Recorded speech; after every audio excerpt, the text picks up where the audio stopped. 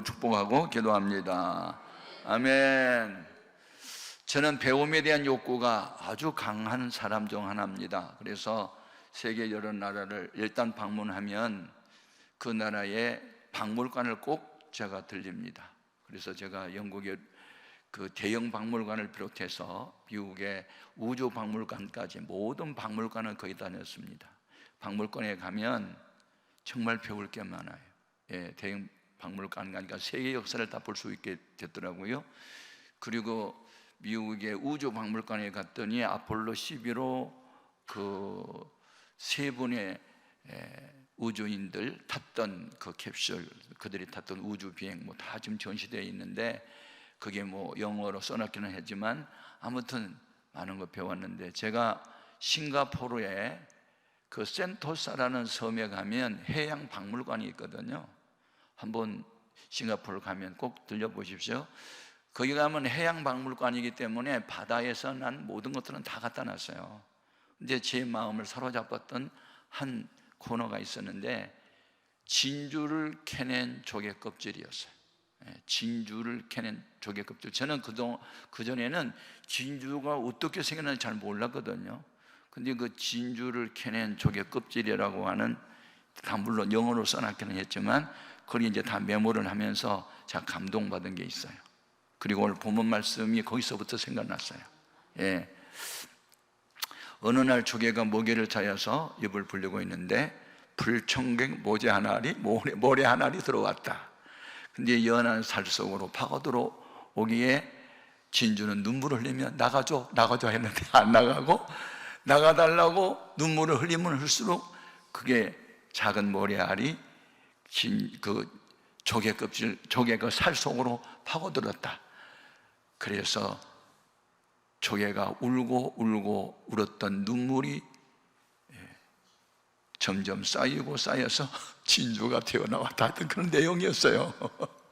그런데 진주를 캐낸 그 조개 껍질이 이렇게, 인조 진주는 동글동글한데 자연산 진주는 이렇게 조금 길쭉길쭉하기도 그런데, 제가 거기서 오색 찬란한 진주가 왜 비싼가?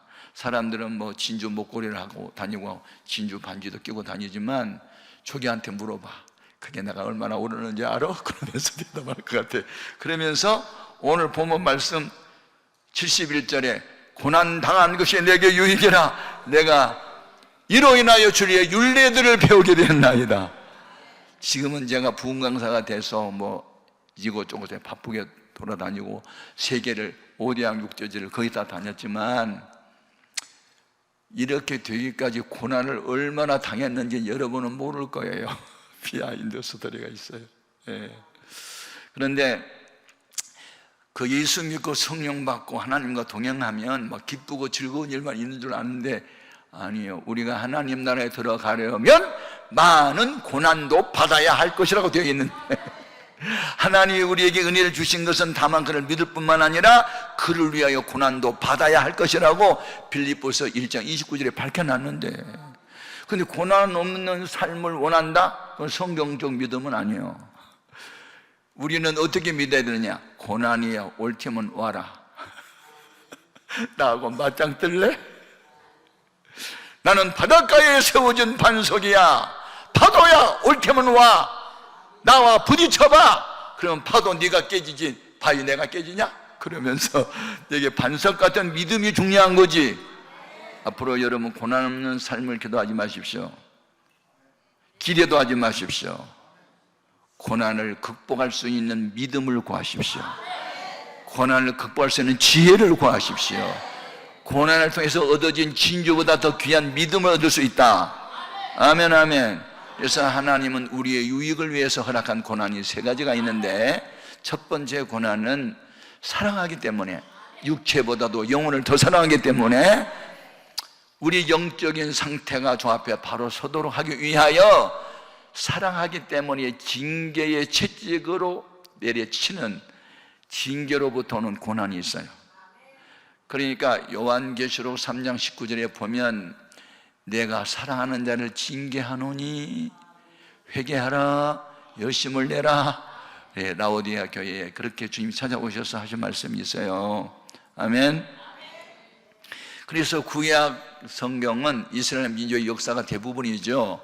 그런데 하나님의 선택받은 민족인 이스라엘 백성이 하나님의 법도와 윤리를 떠나서 우상을 숭배한다든지 하나님 말씀을 거역하고 죄를 범하면 그들의 영혼을 구원하기 위해서 하나님 육체적 고난을 허락하셨는데, 그것을 사랑하기 때문에 채찍질 하시는 사랑이 징계라고 말하고 있고, 히브리서 12장에 보면 징계는 다 받는 것이거늘 만일 너에게 징계가 없다면, 죄를 범하고 곁길로 가고 있음에도 불구하고 하나님의 가만히 보고만 있다면 사생자요 참 아들이 아닐 수 있다. 아멘. 하나님의 사랑하는 자는 반드시 내가 곁길로 가거나 말씀을 거역하고 불순종하고 하라는 거 안 하고 하지 말라는 거 하면 징계합니다. 세 가지 방법. 하나는 전쟁 나게 해요. 전쟁이 얼마나 비참한지 여러분 아세요? 저기는 6.25 전쟁 때 제가 나이가 5살인가 아무튼 6살인가 그때 좀 주교 사병 만났거든요. 근데 3년 동안 6.25 전쟁이 계속됐고, 제가 비식구라는 핑계가 막 날아가면 동네 사람들이 나를 막 손잡고 그 동굴 속으로 막 기들하면서 돌이 부딪혀 가지고 막 머리 막 피나고 그런 것도 지금도 기억나요. 또 우리 아빠가 우리 군인들 도와준다고 강제 노동자로 잡혀가고 짐 치고 나르고 그런 것도 하고, 그 우리 남편이 죽었나 하고 막 엄마가 막 고민하고 소식도 뭐 없고 요즘처럼 휴대폰도 없는 시대 그러니까, 야, 그때 제가 5살 때 6살 때였지만 그때도 야, 전쟁은 비참하다는 걸 느꼈어요. 근데 전쟁은 비참하다는 걸 언제 알았느냐? 제가 신형균이라는 목사님이 살아생전에 민족 보고마 운동 뭐 본부장을 그렇게 했고, 내가 30대 후반에 민족 보고마 운동 부본부장을 했어요. 저는 하여튼 30대부터 열심히 한국교회 위해서 열심히 이제 뛰었는데, 이제 그분이 평양을 다녀왔었어요. 조 목사, 내가 평양에 가서 보니까 그 우리 기독교 우리나라 말하면 셀 모임 무슨 구역 모임 같은 게 한 502개인가 있더라고. 그런데 그 동무들 만나보는데 자전거도 없고 자가용도 없고 너무 비참한데, 자네 한번 북한에 갈 경우에 자전거 한 대씩 좀 사다 주면 어때? 그러더라고요. 그래서 제가 이제 총회장 할 때, 부총회장 할 때인가 하여튼 자전거 500 하여튼 20대인가를 마련해가지고 이제 갔고, 두 번째 갈 때는 가서 이제 첫 번째 가서 보니까 결핵 환자들이 너무 많은 거예요. 여러분, 결핵이라는 질병은요 후진국 병이에요. 단백질 공급을 부족할 때 오는 게 이제 결핵 환자. 저도 결핵을 앓았었거든요, 어린 시절에. 청년 때 결핵 환자가 너무 많아서 제가 샌프란시스코에 있는 그 의료 선교단장을 알아서 한 3억 어치의 그 의약품을 이제 제가 싣고 가서 또 도와준 일도 있는데, 제가 북한을 돕다가 생각하니까 나중에 이제 깊이 알게 됐어요. 이게 주체 사상이라는 것 때문에 그게 아니 전 세계의 13번째 종교로 인정받은 거거든요. 주체 사상이 뭔지 알아요? 제가 그게 가기 전에는 몰랐어요. 그냥 뭐 주체 사상은 김일성이 뭐 숭배하는 거고 뭐 김일성이 하는 말이 주상이 그렇게 말하는데, 제가 가서요, 와, 제가 충격을 받아요. 우리나라 서울은 강남, 강북 그렇게 되어 있죠. 근데 평양은 동평양, 서평양으로 나눴어요. 그리고 시내 복판에 흐르고 있는 강이 우리나라 서울에는 한강이지만 그건 대동강이에요. 대동강이 이렇게 평양 시내로 흐르고 있고 동평양, 서평양이 있어요. 그런데 그 대동강가에서, 그러니까 평양 시내에 세계에서 가장 높은 석탑이 있어요. 이제 기네스북에 올랐거든요. 그런데 이제 그 우리 남한에서 북한을 방문하면 그분들이 보여주고 싶은 것이 있고 들려주고 싶은 말이 있겠죠. 그래서 김일성 대학에서 소위 3개 국어를 능통하게 할 수 있는 그런 이제 대학 출신들을 우리를 영접시키고 안내를 시켜요. 뭐 영어도 잘하고 뭐 일본어, 중국어도 하고 뭐 하여튼 그런 사람들이 있어요. 근데 제가 그게 이제 주체탑 자기들이 이제 구경시켜준다고 갔잖아요. 왜냐하면 세계에서 가장 높은 석탑이거든요. 여러분, 이 석탑은 몇 개나 독일이 들어 올라갔을 것 같아요. 그러고 물어보는데 자기는 알지 누가 알아요. 그러면서 25,550개로 쌓았어요.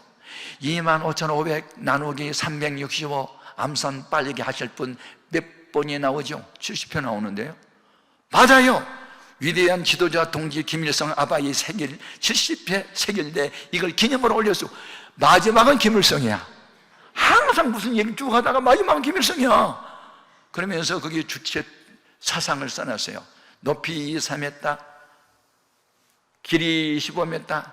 무슨 뜻인지 아십니까? 지는 알지 누가 알아? 4월 15일 위대한 김일성 동지 우리 아바이 생일날 그러는 거예요. 그러니까 모든 결론은 김일성 아바이야.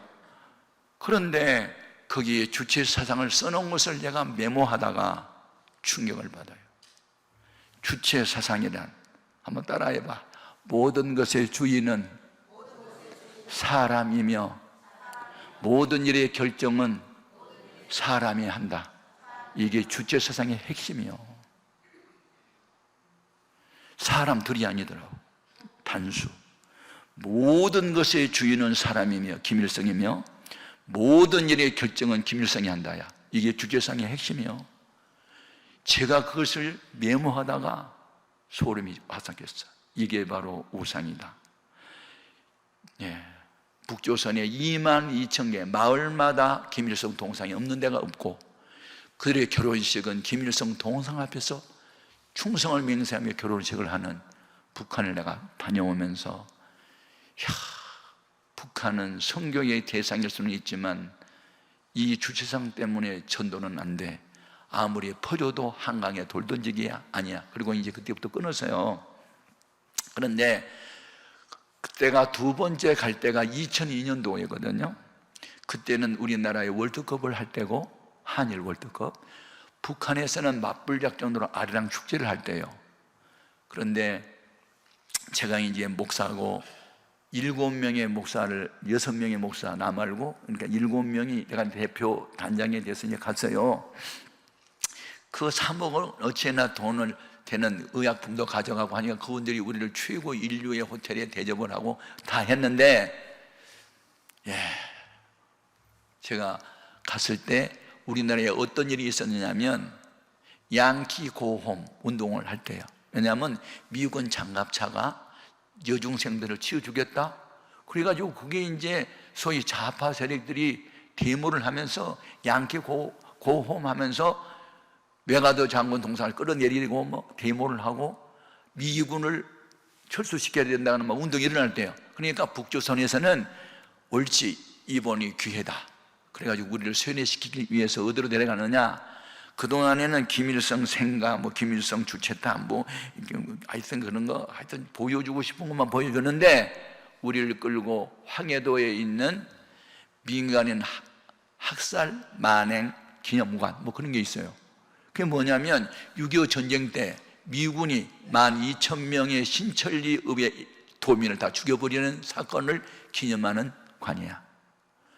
제가 그곳에 가서 충격을 받아요. 종군 기자들이 찍은 사진을 전시해놨어요.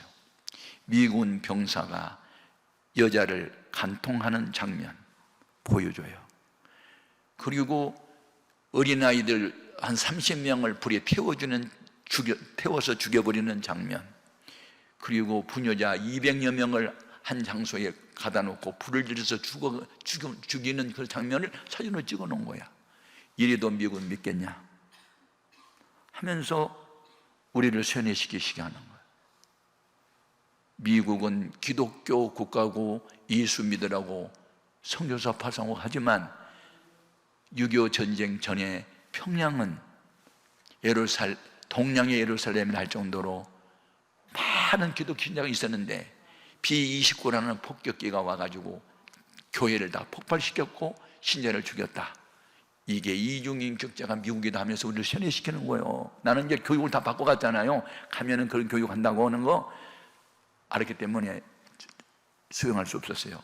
그런데 전쟁에 나서 군인과 군인끼리 막 죽이는 것은 당연한 일인데 왜 민간인을 죽이지? 그게 이제 퀘션이었어요. 그래서 와가지고 알아봤어요. 저는 삶에 대한 욕구가 강하니까 알아봤더니 원인 제공을 누가 했느냐? 지네들이 했더라고요. 이제 우리가 낙동강까지 밀렸잖아요. 부산 일부만 남게 두고 막 중공군이 막 밀려오면서. 그런데 메가더 장군이 인천 상륙작전이 성공하면서 올라가 전우예시 죄를 넘겨놓고 하면서 이제 막 북진했잖아요. 그러니까 황해도 신천리에 갔더니 도민들이 태극기와 미군기 성교기를 들고 환영을 했어요. 그러니까 미군들하고 군인들이 이제 긴장을 풀고 환영하니까 헬렐레 좋아하는데, 이분들이 바지 속에 치마 속에서 전부 다 가장하고 나와가지고, 여자로 가장하고 나와가지고 인민군들이 싸발총을 가지고 미군들을 수도 없이 갈겨 죽여버린 거야. 그러니까 이 녀석들이 민간인 줄 알았더니 위장이었구만. 그래가지고 미군들이 화가 나니까 다 죽여버렸더라고. 그게 전쟁의 결과였어.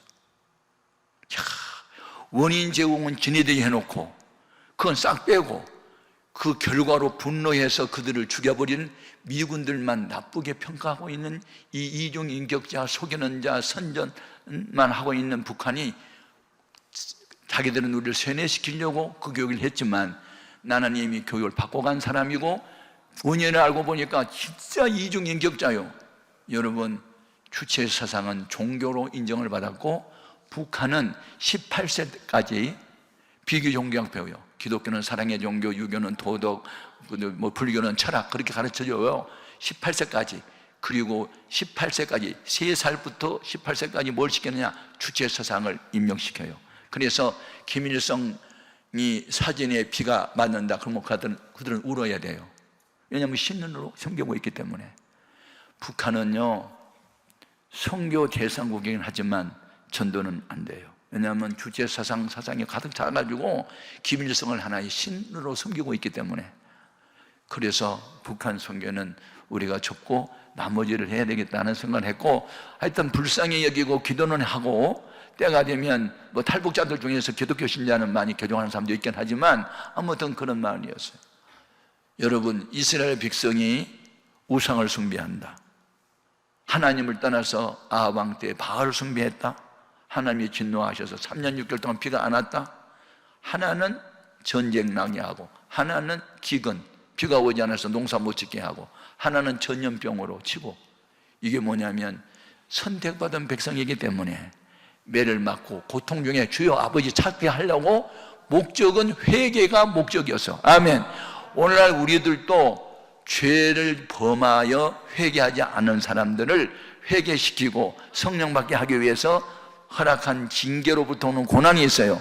그러므로 저 같은 경우는 7가지 합병증을 앓고 14개월 동안 병원에 입원을 했었거든요. 제가 장기 환자입니다. 7가지 합병증 와서 결핵을 앓았지요, 12년 궤양 앓았지요, 만성이염 앓았지요, 장염 앓았지요, 신장염 앓았지요, 불면증 걸렸지요, 우울증 걸렸지요, 저혈압이지요. 그 다음에 이 모든 면역력이 다운이 돼가지고 할 수가 없지요. 수술을 해야 되는데 수술을 하면 견딜 수 없는 체력이라서 수술 불가 판정받았지요.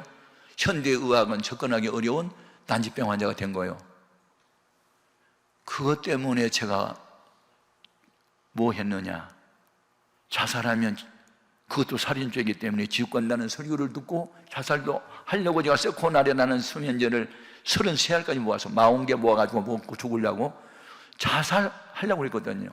우울증 걸리면 거의 자살을 생각합니다. 왜냐하면 나 하나 죽으면 주변 사람들도 편하게 살겠지, 나 때문에 부모 형제들 고민하잖아, 그런 생각 때문에 자기를 죽으려고 그래요. 죽는 것이 상책이라고. 우울증에 걸리면 어떤 증상이 오는지 알아요? 우울해요. 이런 밝은 것이 싫어요. 사람 많이 모인 것이 가기 싫어요. 혼자 있기를 원해요. 어두운 것이 좋아요. 혼자 있기를 원해요. 이게 모든 것이 부정적인 사고가 와요. 이게 우울증이에요. 거의 다 자살합니다. 그래서 제가 우울증을 알아봤기 때문에 우울증 걸린 사람은 무조건 기도원으로 데려가든지 기도원 보냅니다. 성령 받으면 된다고. 아멘. 성령 받으면요, 예수 사랑하심을 성경에서 배웠네. 날 사랑하신다. 세상 사람 다 미워하고 나만 사랑하는 것 같아. 성령 받으면. 아멘. 물론 그건 착각이지만 하여튼 좋은 착각이야. 막 하나님 나만 사랑하는 것 같고 내 기도만 들어줄 것 같고 그러네. 그러니까 막 자존감이 막 회복이 되면서 단잠을 자고 밤낮이 돌아오면서 불면증도 떠나고 우울증도 떠나고 다 떠나버려. 아멘. 성령 받으면 다 떠나.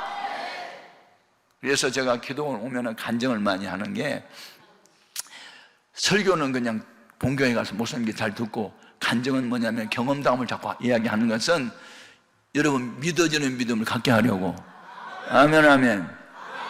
그래서 구약 성경에 이스라엘 백성만 징계한 게 아니고 요한계시록 2장에 보면, 거기 보면 하나님이 두아디라 교회에 편지할 때 회개할 기회를 줬는데도 회개 안 해. 그러면 내가 너를 큰 환난 가운데 던지고 너를 침상에 던지고 네 자녀를 내가 죽이리니. 무서운 3단계야 하나님이. 그런데 죄가 뭐냐면 간음했다는, 간음. 근데 그 간음은 두 가지예요. 육체적 간음이 있고, 야고보서 4장 4절에 보면 세상을 주님보다 더 사랑하는 것도 영적인 간음이야. 아멘입니까? 꼭 기억하십시오. 아들보다 딸보다 아내보다 집보다, 집을 주님보다 더 사랑하면 그것도 간음이에요. 영적인. 그거 회개하지 않으면요 징계는 계속되는 겁니다. 예? 여러분 아내보다 집보다 아들보다 딸보다 여러분 목숨보다 주님을 더 사랑해야 됩니다. 그냥 된 게 아니에요. 그거 경험을 해야 되거든요. 그런데 두 번째, 하나님이 사랑하기 때문에 허락한 고난은 훈련시킨 고난이에요. 그건 죄하고 상관없어요. 예. 요셉을 하나님이 장차 지도자로 세울 꿈을 17살 때 꿔요. 근데 그 꿈 이야기를 형들한테 한 것 때문에, 그렇지 않아도 아버지가 편애한다 해서 그 요셉을 미워하고 시기 질투했는데, 꿈 이야기가 뭐냐면 자기는 지도자가 되고 그 11 형제들은 그 앞에 와서 꾹꾹, 엄마도 아빠도 꾹꾹 절한다고 하는 꿈을 이제 이야기를 하다 보니까, 우리 엄마도 아빠도 우리 11형제가 내 앞에 가서 절한단 말이야 이 자식아 막 그러면서 미워하고 죽여버리려고 했잖아요. 그래서 야 죽이면 뭐해, 그 돈 받고 팔자. 그래가지고 그때 건강한 노예 한 사람의 몸값이 은 20세겔이거든요. 그러니까 이스마엘 족속들이 애굽으로 이제 오가면서 무역하고 있을 때 이거 얼마 주실래요? 그리고 은 20세겔이 팔았잖아요, 노예로. 그래가지고 보디발 집에 또 팔려가가지고 또 뭐 영통하고 일 잘하니까 가정총무도 삼고. 그런데 보디발의 아내가 유혹하니까 자기가 내가 하나님 앞에서 이런 죄를 범할 수 없다고 막 옷이 벗기니까 도망갔잖아요. 그 경호실장이 퇴근하고 오니까는 그 보디발 아내가 거짓말 하잖아요. 저 녀석이 나 겁탈하려고 해서 내가 구함을 도망가면서 이 옷을 벗겨놓고 갔다고. 그래가지고 억울하게 감옥살이 살잖아요. 여러분 그게 무슨 죄하고 상관이 있는 거예요? 하나님이 그를 애굽의 국무총리로 세우기 위해서는 그런 과정이 필요했던 거예요. 어떻게 노예 신분이 임금을 만납니까? 임금 앞에 섭니까? 그래서 자기가 왕과 관련된 사람들과 지은 죄를 범하면 그런 사람들만 잡아가두는 감옥에 들어갔는데, 그게 떡 맡은 관원장, 뭐 술 맡은 관원장도 함께 잡혀 들어왔잖아요. 근데 그들이 꿈을 꿨는데 나중에 떡 맡은 관원장은 뭐 목이 잘려서 죽을 거고, 술 맡은 관원장은 복직할 거다. 그 꿈을 해먹을게 했는데 그대로 복직을 했잖아요. 그러니까 나중에 바로 왕이 또 무서운 꿈을 꿨잖아요.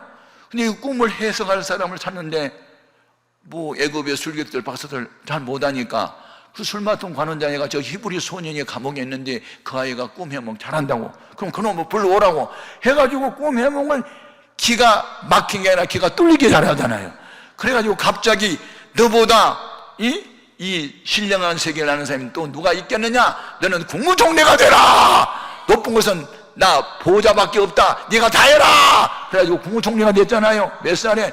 30살에 13년 동안 시련과 연단을 경험하고 30살에 공무총리가 됐는데 언제 자기 엄마, 아빠, 11형제가 끝복절할 때가 언제였냐면 7년 풍년이 끝나고 흉년 2년째, 그러니까 요셉의 나이 39살 때 그 꿈이 실현된 거예요. 그러니까 22년 동안에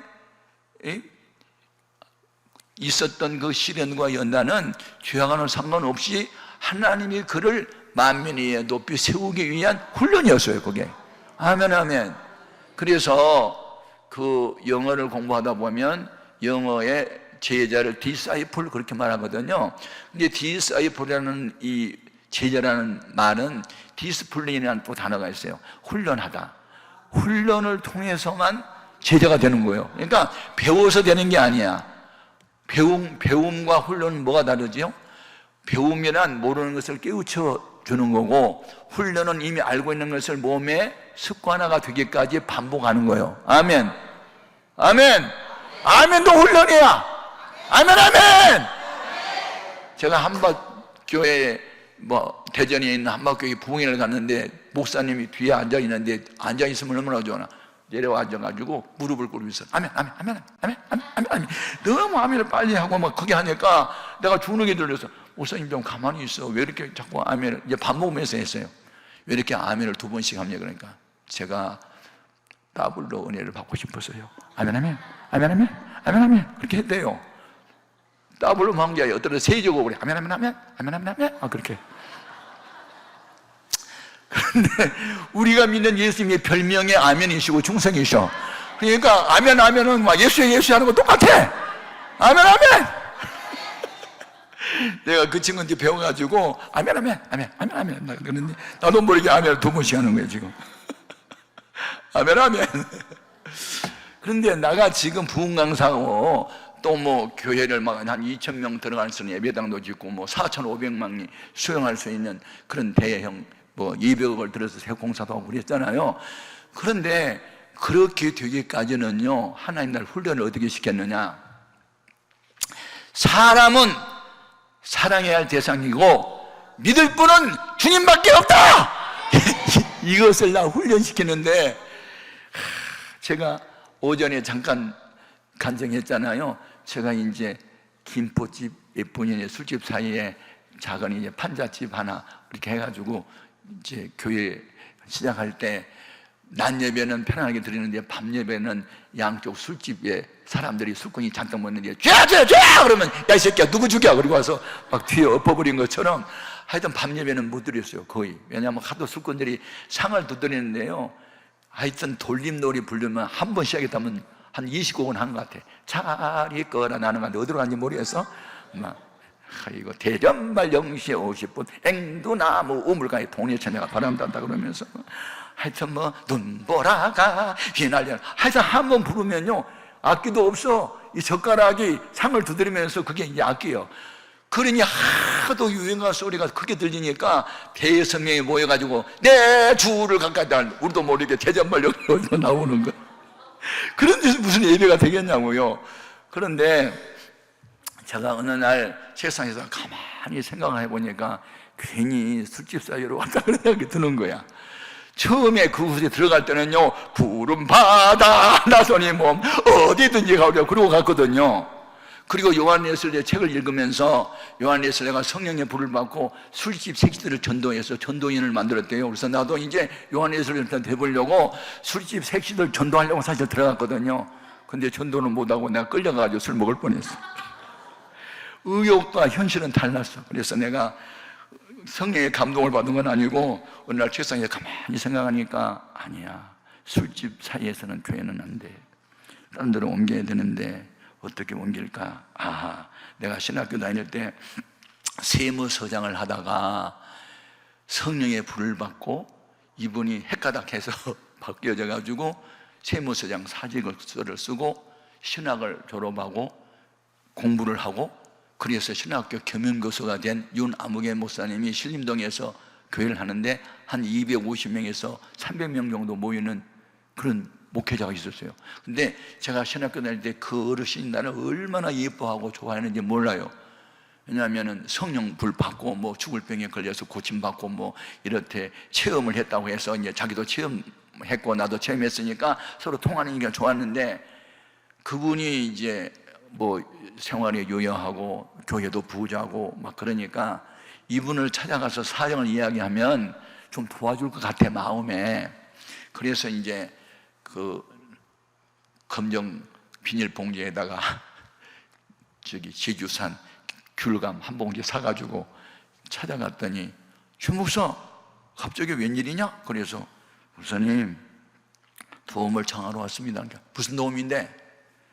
개척교회를 하는데 술집 사이에 하다 보니까 빛나리는 호남선 부르고 앵도남 우물가 불러서 밤 예배는 못 드리고 참 그렇네요. 그러니 뭐 한 20-30평이라도 다른 데 가서 세를 하나 얻으면 좋겠는데 돈이 없거든요. 우리 교인들 다 빈민들만 모이고요, 다 구제대성만 있어요. 그러니까 목사님 전세금만 좀 빌려주든지 좀 도와주면요 다음에 제가 꼭 갚아드릴게요. 그랬더니 막 성을 확 내면서, 최 목사 그런 각오도 안 하고 개척교회 시작했느냐? 각오는 했습니다만 현실은 아닙니다. 각오는 했지 내가. 근데 현실은 아니었어. 그랬더니 막 처음에는 막 눈을 부라리면서 그런 각오도 하지 않고 무슨 개척교회를 했냐고 야단을 치더니, 그래서 내가 그냥 가만히 있었더니 좀 측은한 생각이 들었던지, 아이고 얼마나 힘들었으면 왔겠냐. 또 그래요. 그냥은 못 듣고 다음 달 3번째 주일에 우리 남성교회 연합회 원신예배거든. 그때 내가 강사로 초청할 테니까 그때 와가지고 다른 이야기 하지 마, 설교를 하지 말고 죽을 병 걸렸는데 어떻게 고쳤는지 그 간증만 해. 그 간증만 해. 그러니까 설교 준비도 안 해도 되잖아. 간증이니까 쉽잖아. 네, 알았습니다. 그래서 이제 3주를 얼마나 손가락 기다리는 줄 알아? 그리고 내 생각에는 내가 간증하면 그때 뭐 저녁 예배 한 20명에서 230명 정도 모인다고 하더라고요. 그래서 내가 우리 사랑하는 제자니까 헌금을 걷어서 주겠다고 약속을 했거든요. 그러니까 이제 3년 동안의 기도가 뭐냐면 헌금이 얼마나 나올까, 그것만 이제 나 계산하고 있는 거예요. 주님 그날 밤에 간증의 은혜가 넘치게 하시고 헌금이 많이 나오게 하셔서 우리가 술집에서 벗어나게 해주세요. 아멘 아멘. 그리고 이제 손꼽아 기다려서 이제 제가 설교 시간이 한 20분 전에 이제 갔어요. 갔더니 깜짝 놀라면서 정 목사 오늘 주일인데 웬일이냐? 그래. 그래서 오늘 밤 남성교회 헌신 예배 아니니까, 맞아. 근데 왜 왔어? 그러는 거예요. 내가 왜 왔어? 오라고 하니까 갑자기 깜빡 잊어버린 거예요. 오늘 저녁에 다른 강사님을 모셨대요. 그날 강사가 둘이요. 깜빡 잊어버리고 다른 강사님을 오늘 밤 남성교회 헌신 예배 강사로 모셨대요. 나하고 약속을 잊어버렸대요. 미안하대요. 그러니까 어르신 내가 미안하다고 말을 하는데 내가 그 이상 무슨 말을 하겠어요. 그래서 최 목사 미안해. 그냥 오늘은 저 뒤에 그냥 조용히 앉아서 예배 드리고 가고 다음 달 3번째 주일에는 또 여성교회 연합 헌신 예배거든. 그때 와. 그때는 내가 잊어버리지 않고 그때 세우게. 그리고 헌금 많이 하라고 해가지고 나오면 다 줄게. 미안해. 그러더라고요. 그래가지고 근데 주위자리에 앉아가지고 예배를 드렸는데요. 울려고 내가 왔나? 해는 져서 이상한 노래말만 생각나. 찾아오는 사람 못 보면서 혼자 울었어 그냥. 아이고 그래도 3주만 기다려보자. 다음 달 3번째 주일에는 또 여성의 헌신 예배니까. 근데 이제 그 어르신 내가 무슨 약속을 했냐면, 좀 미안하니까 우리 7시 반에 예배야. 그러니까 6시까지 우리 사택으로 와. 그러면 식사 같이 하고, 혼자 오면 안 돼. 사모님도 같이 와. 그러더라고요. 이제 미안하니까 이제 붙었어요. 꿈이 하나. 그래서 6시에 식사하고 7시에 간증하면 되니까 그렇게 해. 그래서 이제 네네 목사님 고마워요. 그리고 이제 애도 왔잖아요. 그래서 이제 신학생 하나를 밤 예배에 세워놓고 우리 사람하고 이제 6시에 갔잖아요. 사택을 찾아가서 이분이 네 분이 식사하고 계시더라고요. 그래서 깜짝 놀라서 최 목사 오늘 주일인데 웬일이냐 또 그래요. 오늘 여성교회 헌신 예배 아닙니까? 맞아. 근데 왜 왔어? 아니 또 잊어먹었어. 사모님은 또 웬일이냐? 자기가 같이 오라고 했잖아. 또 식사 또 했냐? 내가 지금 밥 먹으러 왔는데 다 잊어버렸어. 다 잊어버렸어. 그래서 이제 속이 확 뒤집어졌어. 내가 이제 아니 이놈은 노인 내가 나이도 아직 노망할 나이도 아닌데 이제 막 절신 넘었는데 이게 뭐 일어나? 아니 2번씩이나 사람을 무시해도 분수가 있지. 그건 지나치다 막 분노의 감정이 막 침을 오는데 어른 앞에서도 분노의 감정 표출도 못하잖아. 좀 구걸하러 온 주제에. 그래가지고 가만히 있었더니 식사했나 그래서 됐습니다. 그랬더니 먹고 왔구만. 내가 지금 됐다고 말했는데 무슨 식사를 하고 와. 지금 밥 먹으러 왔는데 우리가 식사 다 끝나니까 먹고 왔으면 저 기도실에 가서 기도하래요. 아이고 우리 사람 어떻게 들었는데 우리 사람 멍하고 앉아있고 나는 막 눈물이 쏟았는데 막 울었어. 이거 너무합니다. 하나님, 이게 인격적으로 사람을 대해야지. 내가 유명한 목사님은 이렇게 하겠습니까? 하찮은 개척교회 이제 막 시작하는 이 목사 초년생이 되다 보니까 이렇게 무시당하고 정말 억울합니다. 한참 울었더니 말씀이 하나 생각나는 거예요. 예레미야 17장 5절. 무릇 사람을 믿으며 혈육을 권력으로 삼는 사람은 저주를 받을 것이라. 그는 좋은 일이 오지 않을 것이나 그는 광량이 뜰개나무 같을 것이다. 막 이런 말씀이 생각나면서 7절. 그러나 물은 여호와를 의지하고 여호와를 의뢰하는 자는 강가에 심어진 나무가 시절을 쫓아 열매를 맺은 것 같을 것이라. 그러면서 주의 음성을 또 들어요. 너 왜 사람을 믿어? 왜 너 사람을 의지해? 그분이 머리가 나빠서 잊어버린 줄 알아? 너 사람을 믿고 의지하는 그 나쁜 습관 고쳐주기 위해서 내 지우개로 너와의 약속을 지웠어. 그 윤 목사님이 잘못 아니냐? 내가 너와의 약속을 내가 지웠다고. 그래서 제가 쓴 책이 바로 하나님의 지우개라는 책이 그래서 나온 거예요. 그게 지금 16판이 나왔어요. 오늘 여기 선교사님들 오고 목사님들 5분이 와서 내가 그 책 하나씩 드렸거든요. 그러면서 그때 제가 기도가 바뀌었어요. 하나님, 제 잘못입니다. 오늘 헌금이 얼마나 나올까 계산하고 왔고 전세 얻을 생각만 하고 왔지 은혜 끼칠 생각은 없었습니다. 그런데 하나님이 나 깨우쳐 주시려고, 사람을 믿지 못하게 하려고, 사람은 사랑의 대상일 뿐 믿음의 대상은 예수님밖에 없음을 깨닫게 하시려고 두 번씩이나 잊어버리게 하셨군요. 감사가 나오더라고요. 감사합니다. 오늘 밤 헌금 하나도 안 나오도 좋아요. 은혜만 끼치게 해주세요. 은혜만 끼치게 해주세요. 막 이제 기도가 바뀌었어. 헌금하는 상관이 없어. 은혜만 받게 해달라고. 그리고 기도를 하다 보니까 눈물을 많이 흘리다 보니까 갑자기 눈물에 대한 설교를 하고 싶어요. 하나님이 기억하는 눈물 3가지. 첫째, 자기의 잘못을 깨닫고 회개하면서 우는 눈물, 주님은 기억한다. 둘째, 나 같은 죄인을 구원해 주신 그 은혜, 그래서 감사해서 흐르는 감격의 눈물, 하나님이 기억한다. 세 번째, 예루살렘 성을 바라보면서 우셨던 주님의 눈물, 사명자의 눈물, 예수 믿지 않고 회개하지 않는 영혼들을 바라보고 우셨던 주님의 눈물. 주님, 갑자기 3가지 눈물, 하나님이 기억하는 눈물이 생각이 나가지고 메모를 했어요. 그리고 병 고침 받은 간증을 하러 나섰다가 저는 간증은 다음 기회에 하겠고 기도실에서 받은 감동의 3가지 눈물이 설교하겠습니다. 그래서 이제 내가 울면서 설교를 했다. 그랬더니 그날 밤 200여 명이 다 울었어.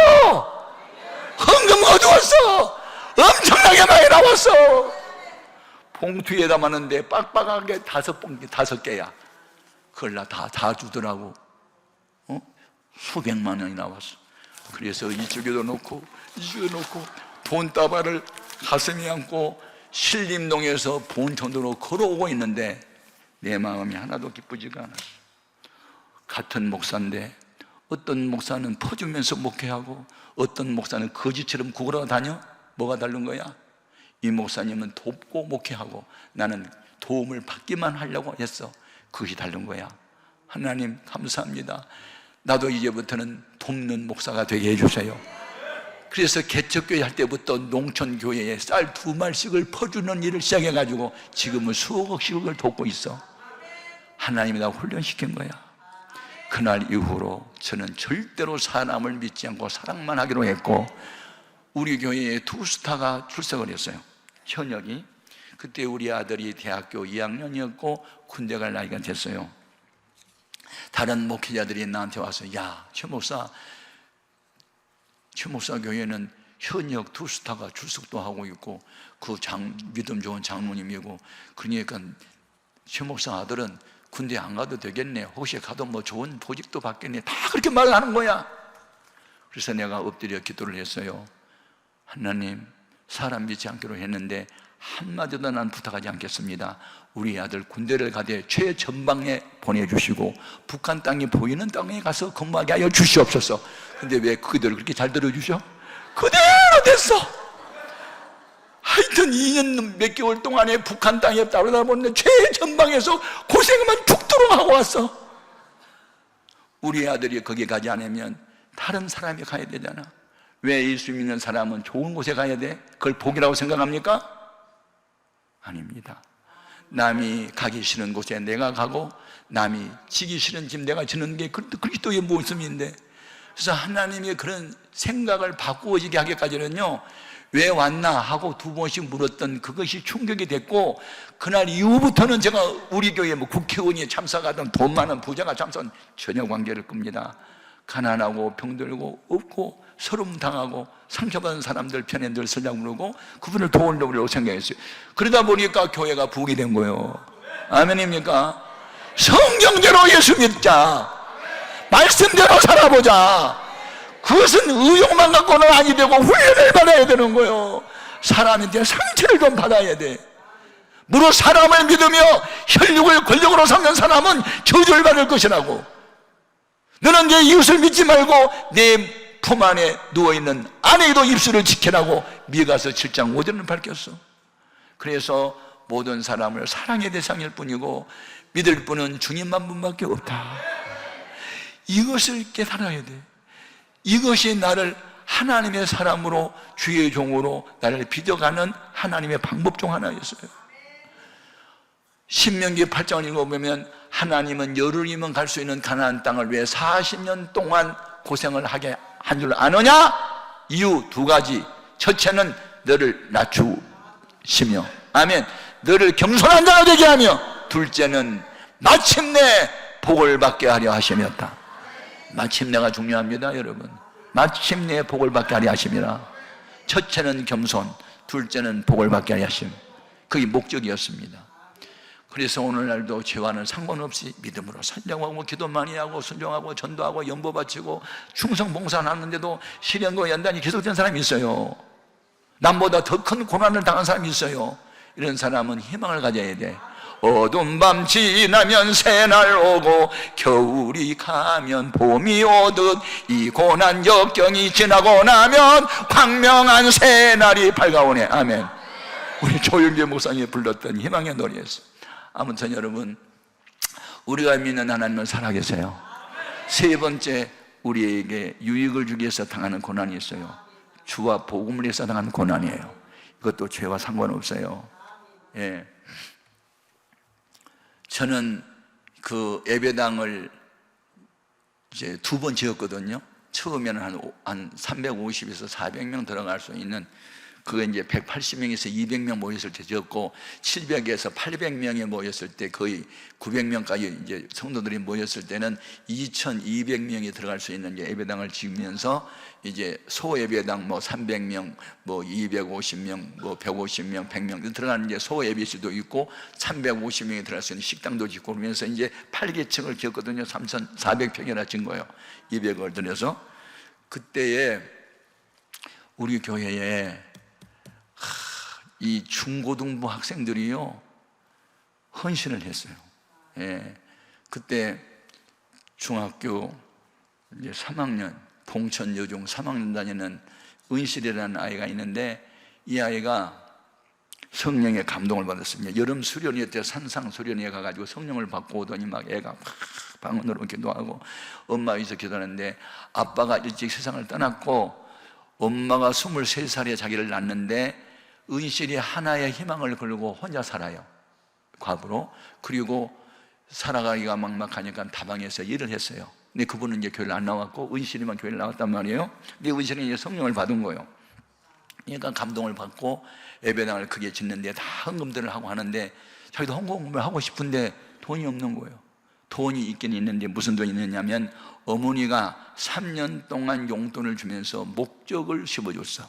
너 고등학교 들어갈 때 이 교복도 입어야 되고 맞춰야 되고 하니까 엄마가 준 용돈 함부로 쓰지 말고 저금, 돼지 저금통에다가 이제 1,000원짜리 500원짜리 100원짜리 이거 이제 넣어놓게 한 거예요. 이제 3년을 모았어요. 근데 자꾸 돼지 저금통이 생각이 난 거야. 돈은 그것밖에 없으니까. 그래가지고 털어서 다 보니까 18만 7천 원인가 됐어. 18만 7천 원을 봉투에다 넣어가지고 건축으로 바쳤어요. 바치고 싶어가지고 바쳤네. 그런데 지네 엄마한테 그것이 들통이 났어. 엄마가 화가 나가지고 너 예수한테 미쳤어? 목사한테 미쳤어? 교회한테 미쳤어? 너 엄마가 좋아? 목사가 좋아? 둘 다 좋아. 이놈의 새끼야 하나만 골라봐. 그래서 때리는데 엄마가 술이 취해가지고 때렸는데 이성을 잃고 때렸어. 얼마나 많이 때렸던지 애가 코피가 터지고 온몸에 멍이 들었어. 너무 많이 맞아가지고 그 다음날 학교를 못 가게 돼. 그 말을 내가 들었어요. 그러니까 이제 마음이 아픈 거야. 은실이가 헌금 18만 7천 원 돼지적금 그거 깨가지고 갖다 바치고 엄마한테 죽도록 맞아서 그 얘기를 내가 이제 간접적으로 들었단 말이에요. 그러니까 목사의 마음이 막 무너지는 거야. 예배당 찢다가 애 하나 또 죽겠다 싶어가지고. 그래서 내가 이제 뭐 했을까요? 목사가 슬프고 아프면 축복기도 하게 되겠죠. 하나님, 은실이 엄마는 복받는 비결을 몰랐지만 은실이는 복받는 비결을 알았기 때문에 이거 18만 7천 원은 부자가 1억 8,700만 원 바친 것보다 더 큰 돈이니 기쁘게 받으시라고. 그리고 은실이의 앞날을 책임지더라고. 엄마가 다방에서 혼자 일하고 아이들 고등학교 보내겠다고 그렇게 정성을 쏟고 오는데 대학도 길이 열리게 해달라고 막 이제 혼자 막 할 수 있는 복을 다 빌었어 이제. 그래가지고 이제 아이가 그날 학교를 못 가고 그 다음 날은 이제 이래가지고 하운데이션으로 캄프라치 하고 해가지고 이제 학교를 가려고 버스를 탄 거예요. 버스를 타고 한정거장 갔는데 어떤 노인네가 하나가 이제 버스를 또 탔어. 남자분인데 그래서 사람이 꽉 찼으니까 할아버지 여기 앉으세요. 그러고 이제 자리를 양보하고 자기 일어나니까 학생 고마워. 그러고 이제 할아버지가 앉았어요.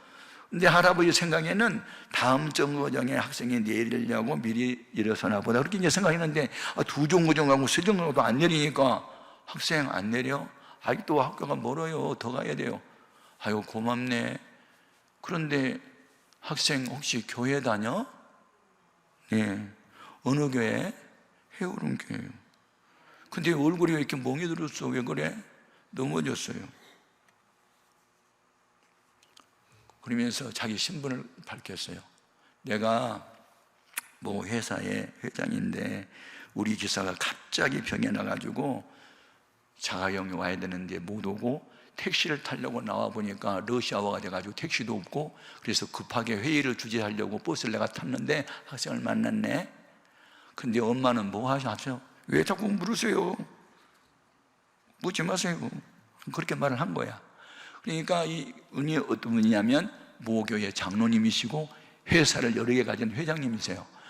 이분이요 가만히 이렇게 아이를 보니까 믿음이 좋아 보이고 상처가 매를 맞은 것처럼 느낀 거야 이 장로님이. 근데 학생 오늘 학교에 몇 시 끝나? 몇 시 끝나는데요?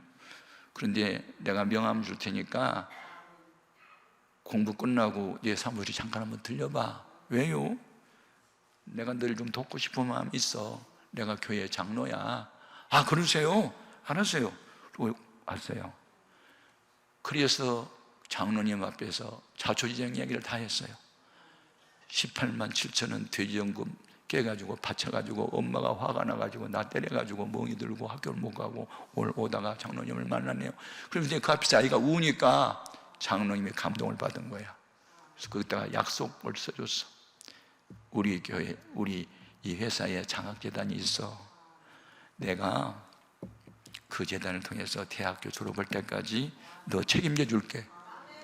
여러분, 주안의 수고가 절대로 헛되지 않습니다. 주와 복음을 위해서 당한 매맞음, 미쳤다는 말 듣고 멍들게 얻어맞고 코피 터지고, 그게 주와 복음을 위한 것이고 주님을 사랑하는 자들에게만 있는 일이지 그 죄와는 상관이 없어요. 아멘입니까? 하나의 예배당에 건축이 되고 선교사를 파송하고 뭐 하나님 기뻐하는 일을 한다 그냥 된 거 가세요? 아니에요. 누군가 눈물, 피, 땀을 흘렸기 때문에 된 거예요. 그게. 야, 나중에 그 소식을 내가 듣고 보니까 어찌면 내가 당한 것처럼 그렇게 기쁘냐고요. 이 목사의 마음은요, 성도들이 잘 되는 것이 내가 잘 된 것 같고 그들이 당하는 아픔은 내가 당하는 아픔이에요. 그게 막 오는 거거든요. 아멘. 야, 내가 축복기도 했는 대로 더 많이 해주셨네, 더 많이 해주셨네. 아멘, 아멘. 그런데 부산에 있는 내 친구 목사한테서 그 뒤에 이제 또 전화가 와서, 저 목사, 우리 교회 안수 집사가 하나 있는데 그 아내 되신 분이 한 4년 전에 세상을 떠났어. 재혼을 시켜야 되는데 믿음 좋은 처녀가 혹시 있어? 없어. 그러면 부녀자 중에 혹시 있어? 글쎄, 찾아볼게. 근데 은실이 엄마가 생각이 나. 그래서 은실이 엄마를 내가 만났어. 혹시 결혼하고 싶은 마음이 있어요? 그러니까 없어요. 나 같은 사람 누가 뭐 좋아한대요? 그러니까 교회 나오면 좋은 신랑감이 있을 것 같은데, 그래가지고 재혼했어. 교회 잘 나가. 놀랬지? 여러분, 우리가 믿는 하나님은 살아계세요. 죽도록 얻어맞을 뻔 했는데 맞았는데 그 결과는 너무 좋은 거야. 여러분, 믿음으로 사세요. 말씀대로 사세요. 고난당한 것이 내게 유익이라. 내가 이로 인하여 주의 윤례들을 배우고 다니나요. 아멘. 내가 고난당하기 전에는 그릇 행하였더니 이제는 주의 말씀을 지켜나이다. 신기로 당하는 질병이나 전쟁이나 하여튼 뭐 기근이나 경제적인 파탄이나 이런 것 때문에, 저는 가난 때문에 예수 믿었고요, 질병 때문에 성령 받은 거예요. 아멘. 불을 받았어요. 의사가 고치는 병이었으면요, 제가 성령 불 못 받을 수도 있어요. 그런데 의사가 손을 딱 떼는 순간에 나는 기도하다 죽을 거야 하고, 죽을까 하고 기도하다가 성령의 불을 받고 입신을 하고 주의 음성을 듣고, 그게 목사가 된 동기가 되고. 아멘. 그러니까 고난이 아니었으면요, 오늘의 나는 없어요. 고난이 나를 만들었고 고난이 나를 주 앞에 바로 세우려고 그렇게 하신 거예요. 아멘. 그와 같은 일은 여러분이나 저나 똑같은 거예요. 아멘입니까? 그러므로 고난을 당할 때 고난 자체만 바라보지 말라고요. 고난의 배후에 계신 주님을 바라보라. 아멘. 믿음이 뭐냐? 문제보다 크신 하나님이 나와 함께 하시다. 암병보다 크고 핍박보다 크고 매를 때린 것보다 크다. 그분이 멀리 계신 게 아니고 내 안에 계시다. 그 믿음이 세상을 이기고 마귀를 이기고 죄악을 이기고 불신자를 이기는 거예요. 이 힘을 주시는 거지. 그건 타동사예요. 우리는 피동적으로 움직일 뿐이고, 그렇게 능동적으로 하신 분은 주님이시고 성령님이세요. 그러므로 오늘 우리 기도 제목이 있어요. 주님, 고난이 나도 유익되게 하옵소서. 죄 때문에 오는 고난 징계도 회개하게 하시고, 훈련으로부터 오는 고난이면 참아내게 하시고, 주와 복음을 위하여 당하는 고난이면 또 참아내게 하셔서 주님만 바라보게 하소서. 천국만 바라보게 하소서. 주여, 나에도 그렇게 고난에 유익되는 믿음을 주옵소서. 오늘날 우리 기도 제목입니다. 하나님, 나도 고난에 유익이 되게 하소서. 우리 같이 주의 이름을 세 번 부르고 통성으로 기도합니다. 주여, 주여,